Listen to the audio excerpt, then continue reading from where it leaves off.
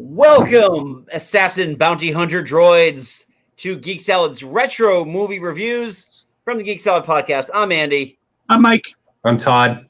And today we're actually... And that's Baby Yoda. Yes, and Baby Yoda.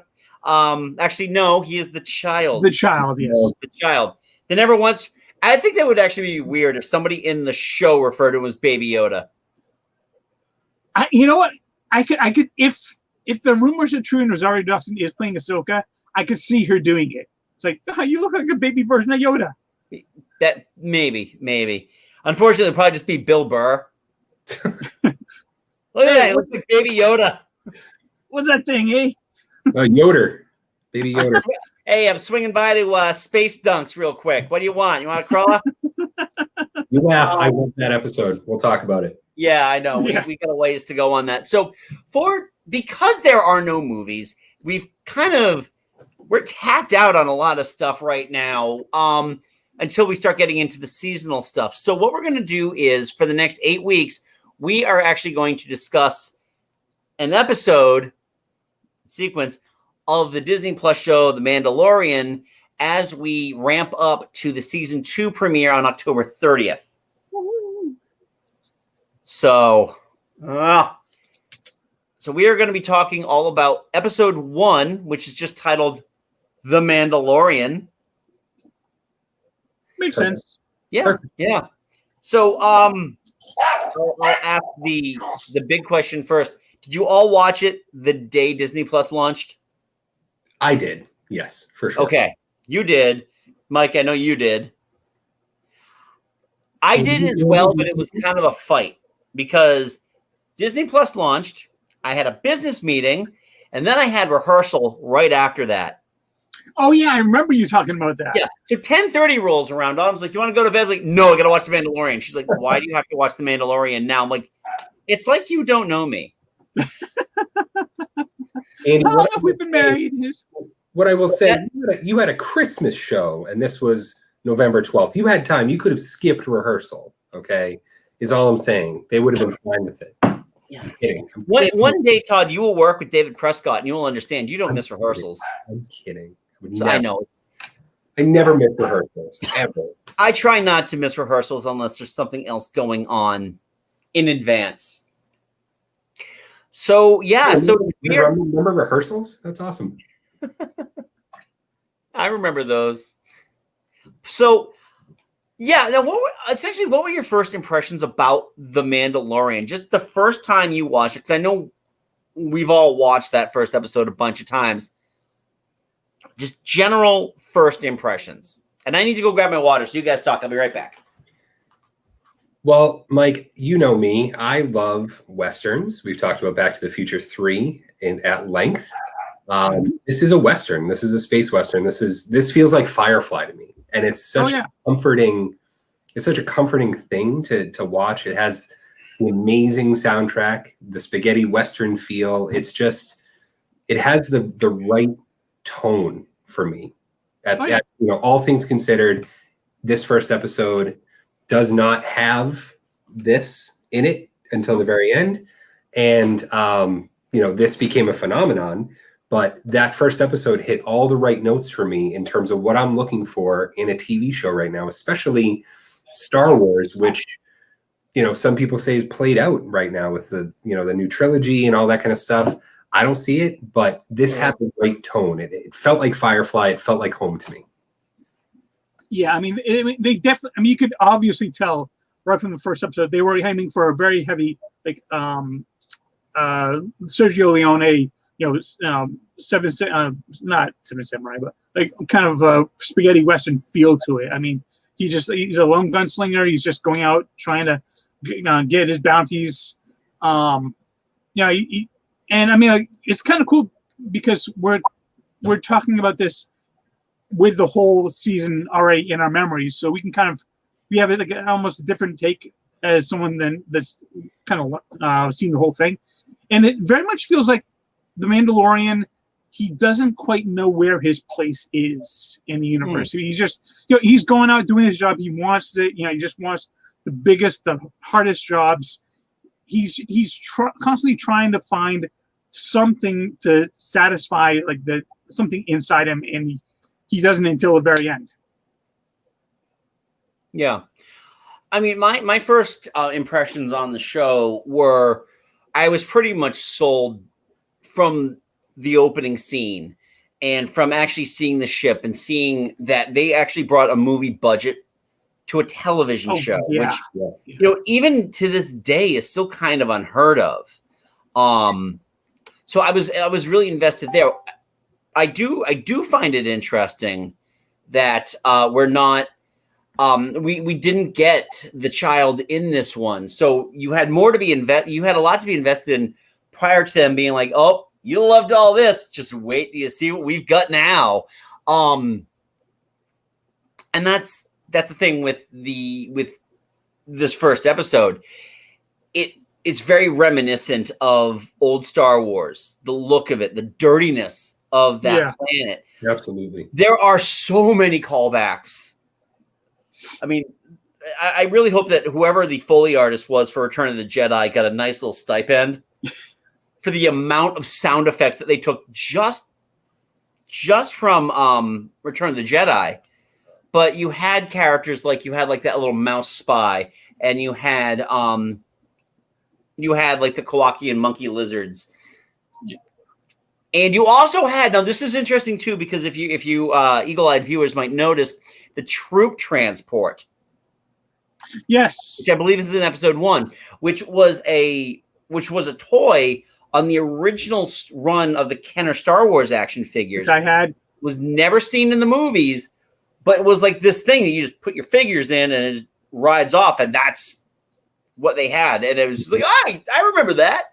They've shown that, actually. They did show that, I believe, in Rebels. Yes. Yeah. And actually, but yeah, and if you, the first time you've seen it live action. And it did a very good job not overdoing it, but reminding you that you are watching a Star Wars property. You're watching a Star Wars show. And also, it very much shows that the Mandalorian does not like droids. You can definitely tell right from the start. There's definitely a heavy backstory with droids with him, because tells that first speeder, just keep going. I don't like droids.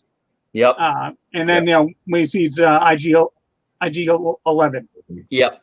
Yeah. I keep trying to really remember which one was IG 88 and which one was IG 11.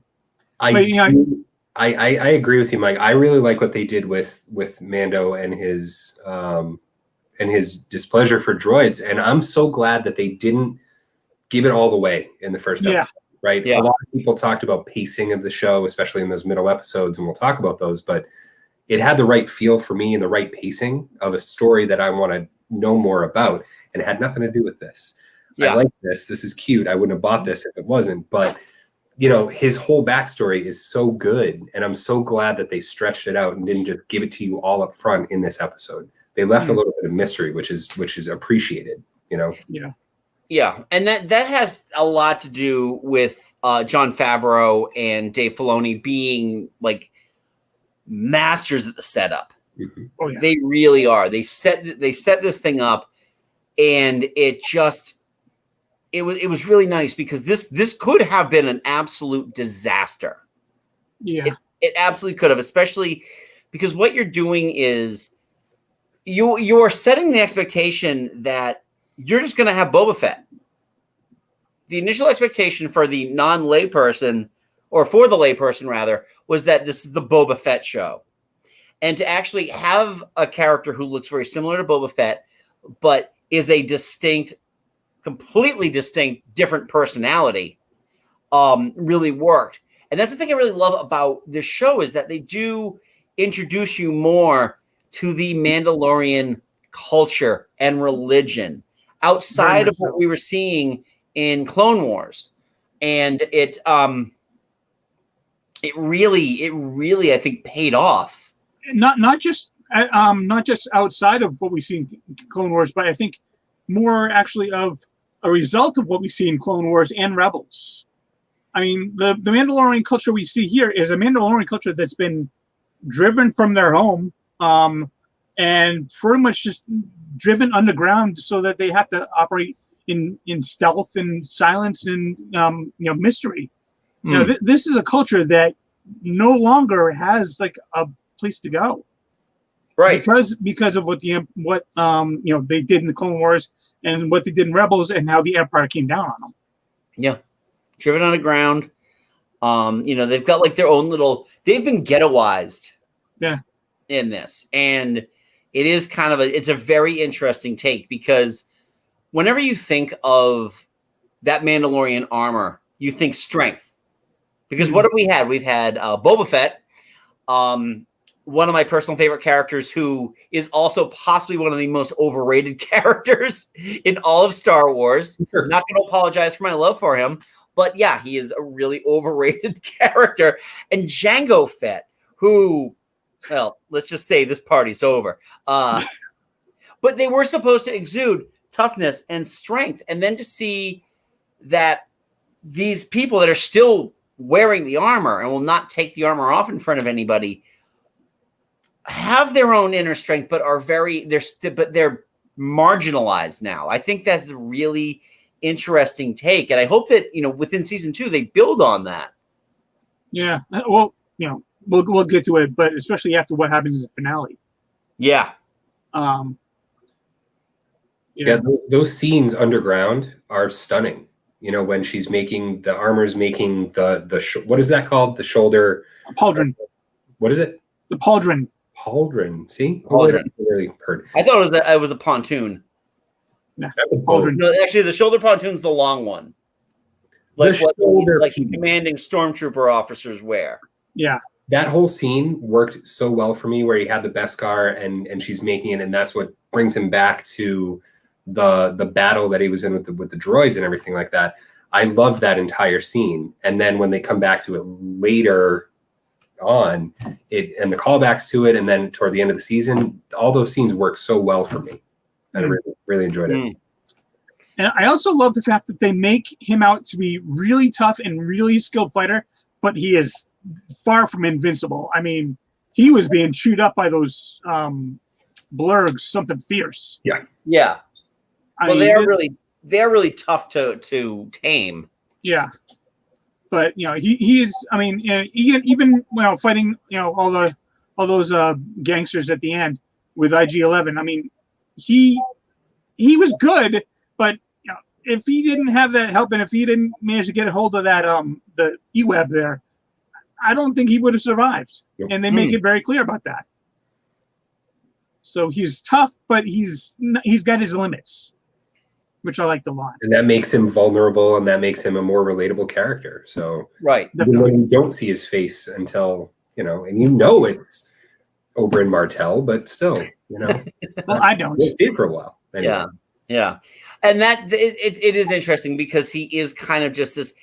I was expecting more silence out of him. Like, you almost never heard him speak at all, and he does speak a reasonable amount in this. And he has a nice sense of humor too. He does, and that's a little refreshing, because if you go back to the Sergio Leone movies and you think about like what Clint Eastwood was doing in those, man, a few words, talking through his teeth with a cigar in his mouth, and it was, that was the image that I was expecting, and to have him have a bit of a sense of humor, but not not like overly funny, but also still having to be in a position where he has to still barter for jobs. Yeah. Like Grief. With the conversation he has with Carl Weathers' Grief is just, it's really interesting, because essentially he's being offered these jobs that wouldn't pay for fuel. And I'm always reminded of when Carl Weathers played himself on Arrested Development, which was an extension of the real Carl Weathers. Carl Weathers is an insanely frugal human being. So this is his new character, and this is how he is going to portray for the rest of his career. He just has to be, he's intergalactic Carl Weathers at this point. Well, baby, he no longer has to be Apollo Creed. Baby, you got a stew going. Oof. Oh, man, so good. This place is such a value. Look at this. Once you're done with the cup, you fill it up again. Yeah, I give you. I was so surprised with his casting. Honestly, when I saw that, I was like, I would not have thought that Carl Weathers would do something like that, or that anybody would approach him to do something like that. But it worked. You know, it worked for that character, especially later on. Yeah. Oh yeah. I mean, Carl Weathers, in this one, you just get a taste of him, taste of what's coming with him, but it's enough to make you like, ooh, okay. Yeah. I like the taste. I want more. He's chewing the scenery a little bit in this, and that's Yeah. one of the detractions that I have with this episode in particular is that he's just like, well, I can't see anything other than Carl Weathers when I watch him, you know. Right. But then He's we not get Apollo Creed, to but he's Carl Weathers. Yeah. then we get to the man who has a wonderful voice. The clients. Battle Yes. continues Who across I firmly believe if they ever do reveal that character's name, it's Werner Herzog. He's just going to be Werner Herzog. That is a Grandma Star Wars name Herzog. anyway. That's a Star Wars name. It's fine. No, it's Space Werner Herzog. Space Yeah, it's played by the real Werner Herzog. But that is, I think, casting wise, the biggest surprise is that Werner Herzog, who is just, you'll look at the guy and you listen to him talk like for 3 seconds, and everything is art house, everything is genuine, and then come to find out later, he was the one who convinced them to stick with the practical effect for the child as to going full CGI by calling them cowards. And who else could get away from that? Who else could get away with that other than Werner Herzog? This is good, but you're cowards. Go with the puppets. It looks better. Yeah. He was right. No, Yeah. he absolutely was right. But it's such a coup to have him because, again, it's that he's got a magnetism about him that just creeps me the hell out. Oh, for sure. Yeah. And it is nice, too, because with this show, you're being introduced to characters, but you don't get big bites of them. Outside of Mando, you don't get big bites of these characters. You know, you get a little bit of Carl Weathers, you get a little bit of Werner Herzog, and then with, oh, good Lord, Cooley? Khalil.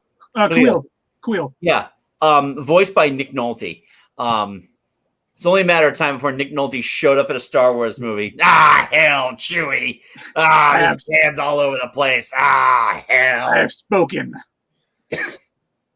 But, I mean, even with his character, it's just like you're getting a little taste of him. You get a bigger taste of him than you do some of the other side characters. But so much fun to watch, especially because, again, you're delving back into the Star Wars lore, especially the Empire Strikes Back lore, that the Ugnaughts were, they were essentially slaves. A lot of them were slaves to the Empire. And to see one kind of out in the wild, if you will, was really interesting. What was really nice about him, though, is that he was just a very simple person.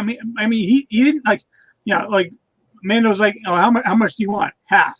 You want half of all that of all the bounty? No, I just want half the animals. He didn't want the money. He doesn't care about the money. He just wanted all those gangsters off of his planet so he could live a quiet life. Yeah. He done with all of his adventure, and all of his suffering for the Empire, which we find out later. And he just wanted a quiet life and to tend to his blurgs. I love that. All right, so let me ask you guys a question then. Which catchphrase do you think caught on more?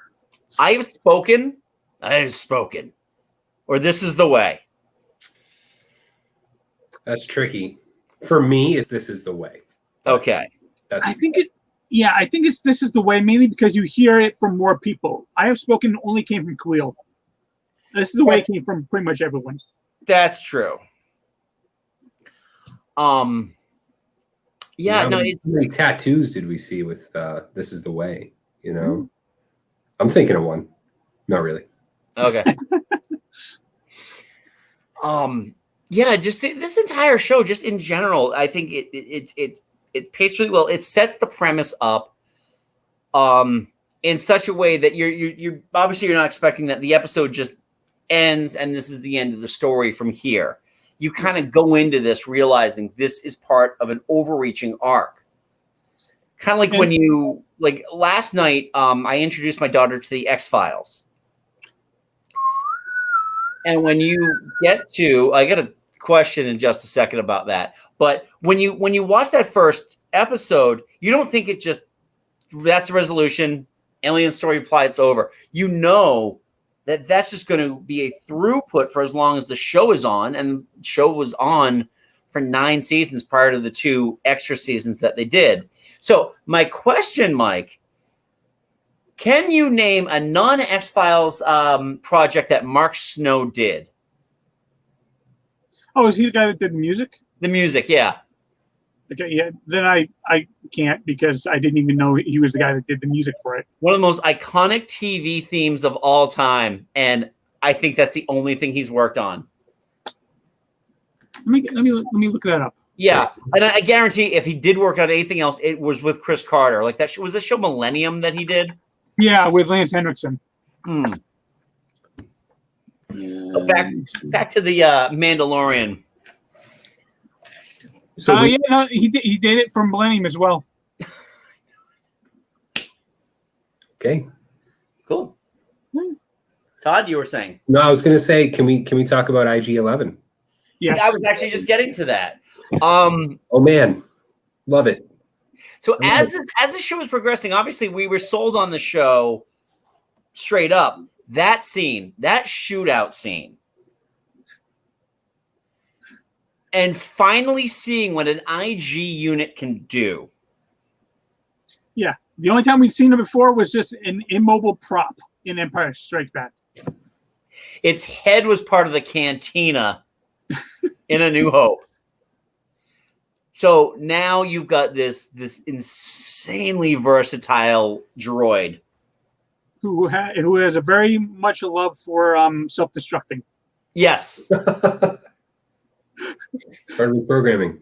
Yeah. Yeah, just when he started rotating and the whole body rotates and the guns behind him, and like it blew me away. Honestly, everything was so angular. It's just great. And that's what I would expect. Like I never knew that IG units could do that, but if I had really thought about it, I was like, oh yeah, they should be able to do a 360 kind of thing and be like sharpshooters, really.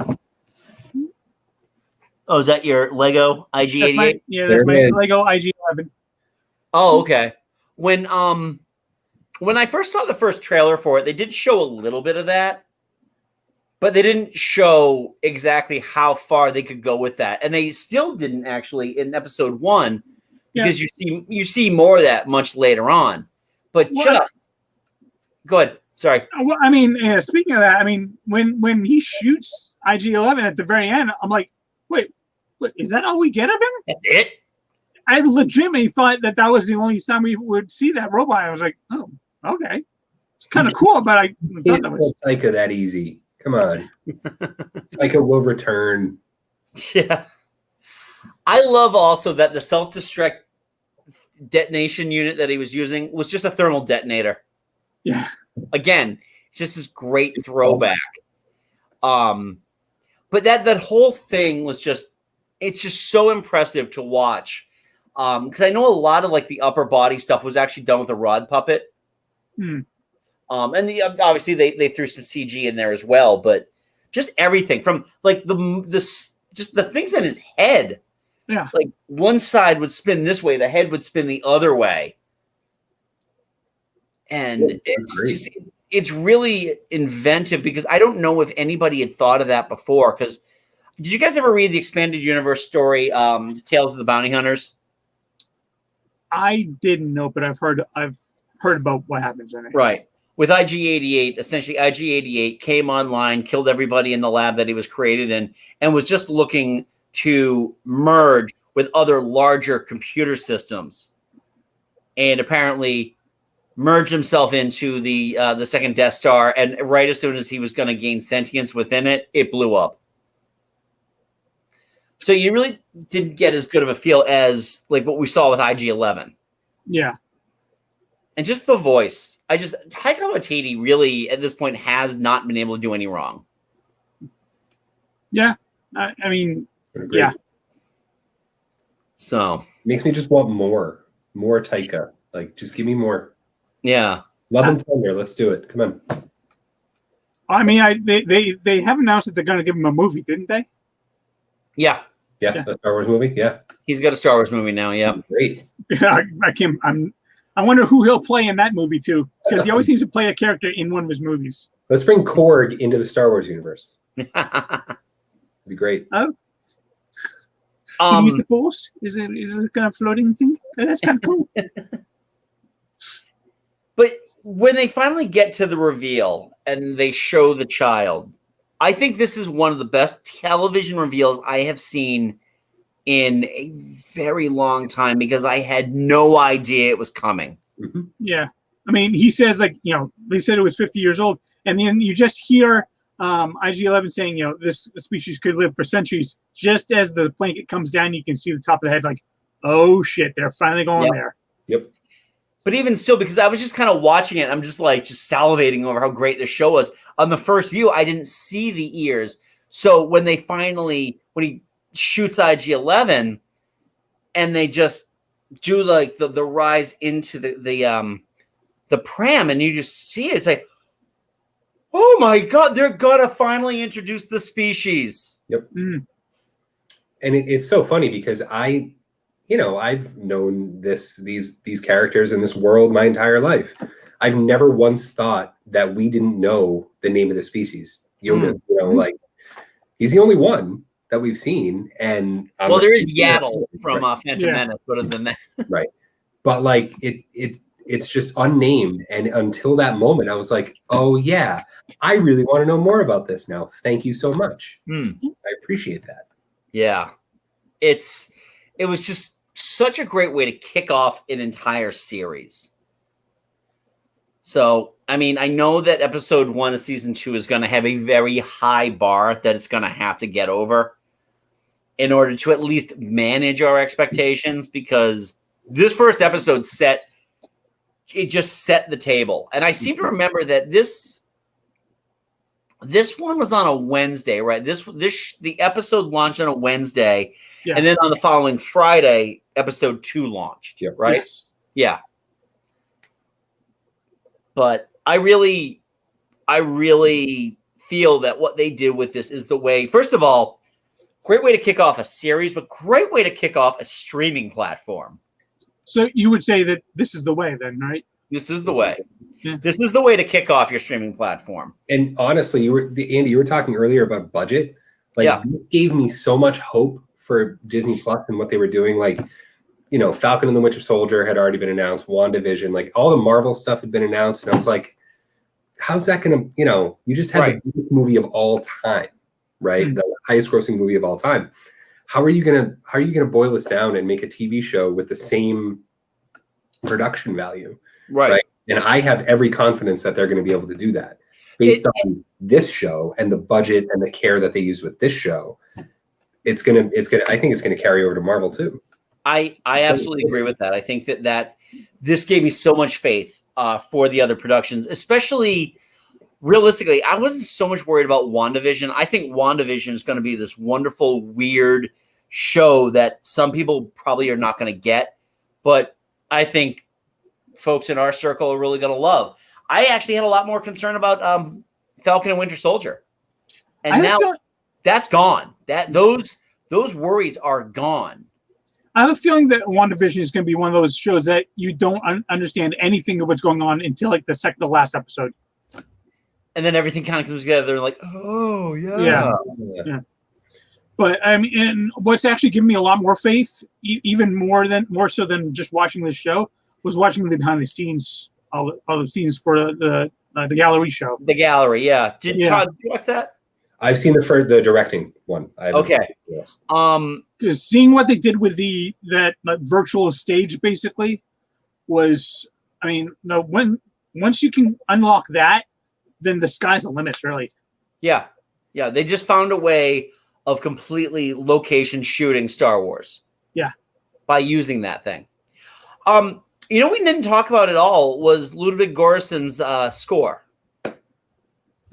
He's amazing. It evoked all of those things that we expected out of like the spaghetti western, the Morricone type of score. And it's really interesting because they do a thing on music in the gallery, and they interview Ludwig Göransson. And this is the kind of dude who looks like he just like takes an epic rip from a bong and just starts playing every instrument in his house. That's exactly what I was thinking when I saw that episode too. Yeah. And then I had to remind myself, this is the guy that won an Oscar for doing the music for Black Panther. Mm-hmm. And before that, he did the scores for like Community and New Girl. Yeah. Very jaunty, very light. And then he comes in with Black Panther and he actually collaborates with Childish Gambino too. Right. The producer. Right. And multi-instrumentalist. Like the dude can do it all. And he nailed it for this show. It's perfect. Yeah.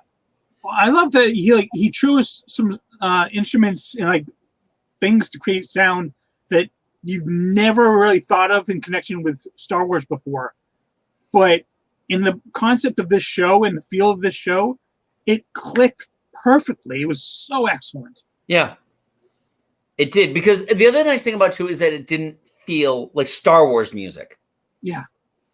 And that's something that, as much as I love like the non-Williams Star Wars music, like the music from Solo and the music from Rogue One, it's so sounds pretty, Star Wars. So pretty brassy overall. Yeah, very brassy. It's not brassy. Right. No, not at all. A lot of woodwinds, a lot of just really cool atmospheric tones. And I mean, other than like the trumpet line of the main Mandalorian theme song, you don't really have a whole lot of it. I mean, he actually uses a nice electric guitar in a few scenes as well.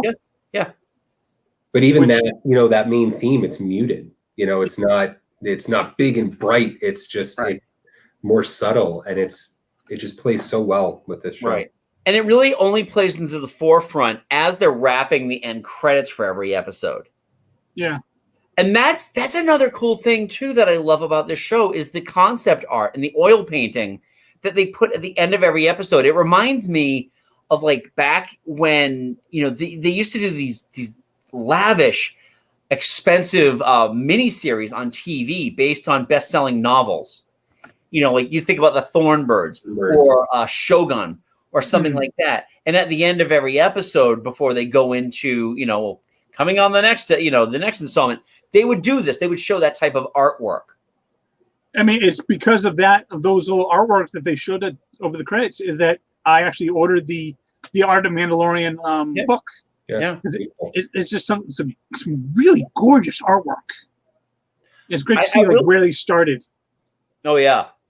I will tell you, though, the one thing I'm going to recommend for the gallery, watch the very last episode of it, which is about the culture.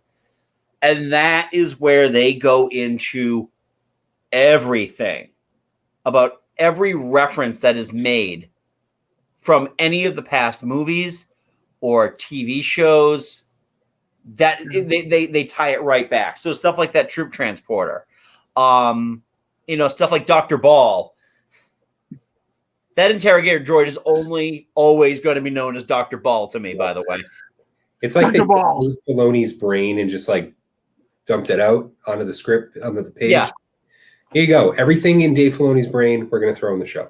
Yeah, exactly. And it works. So really works so well. Yeah.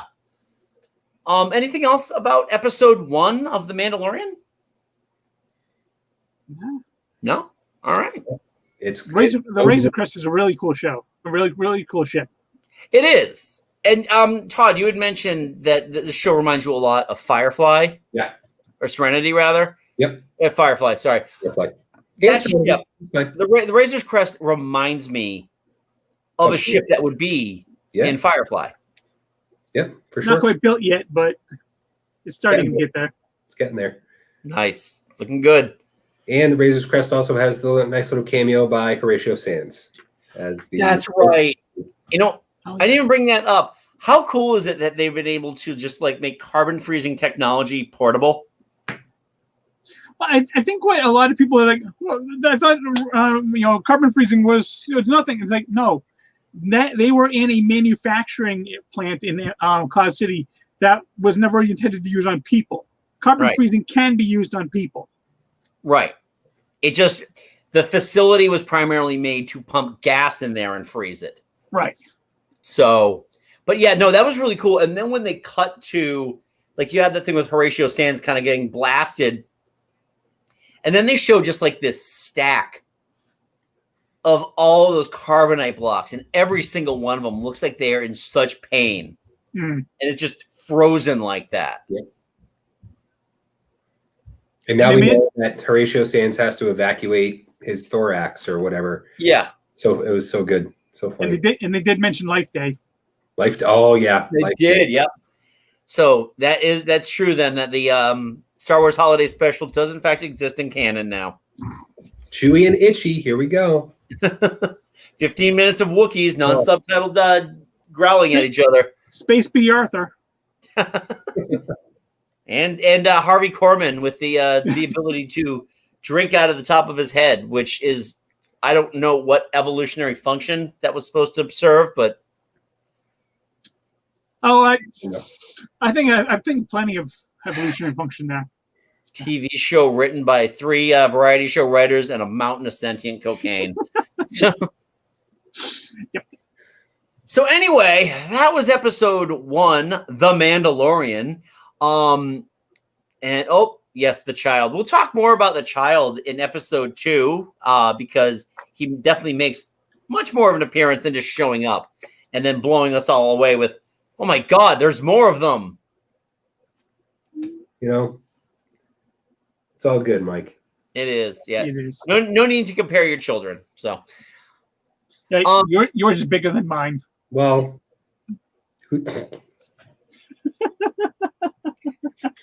okay. I'm gonna put that down. I'm gonna put that down right now. So I want to know, what are your thoughts on The Mandalorian? Primarily on episode 1. What were your initial expectations, and did they fulfill those expectations? Leave a civil comment below, and don't forget to give this video a thumbs up and subscribe so you get more of this, because this is just one of 8 of episode reviews of The Mandalorian. There we go. I got it. It's 8. So anyway, Todd, Mike, and I host a little podcast called Geek Salad. You can find us wherever you get your podcasts at. And you can check us out also on Twitter at Geek Salad Radio and on Facebook at Geek Salad Podcast. Don't forget to buy our merchandise at TeePublic, keyword Geek Salad Podcast. And I think that is it. I thought Mike was going to grab something else. Like, oh, I've got this. I have to also and also check out Todd Vikstrom's Instagram, where you can see such amazing albums, all the vinyl. This is all record store day do that week. So, did you just rehang a whole bunch? I did, yeah. So, record store day last week. Go check out my friend Joe of Joe's Albums, which is on Main Street in Worcester. He's also got a great website and very cheap shipping. So, joesalbums.com. Nice. I thought I saw some new ones up there. Yeah. Yeah, I noticed it changed since the last time. But all right. Well, until next time, I'm Andy. I'm Mike. I'm Todd. Go forth, be nerdful, because I have spoken.